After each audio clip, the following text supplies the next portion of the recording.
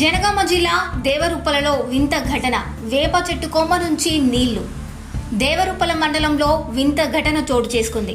కామారెడ్డిగూడెం గ్రామంలో దాదాపు 150 ఏళ్ల క్రితం నాటిన వేప చెట్టు శుక్రవారం నేల కొరిగింది.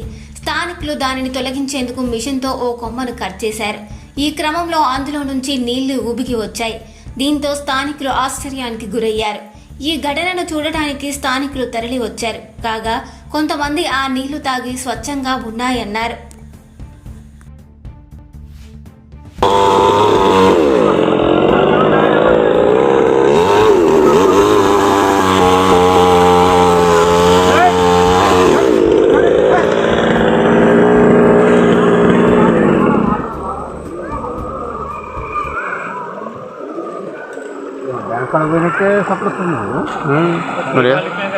మరి చెట్టులో అన్ని నీళ్ళు ఉన్నాయి ఎందుకనుకున్నావు?